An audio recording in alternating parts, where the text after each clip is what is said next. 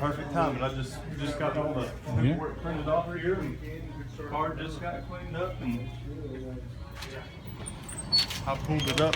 Our general manager, once it got unloaded, took it back there to clean up, and then I'm the one that drove it up here. Okay. So.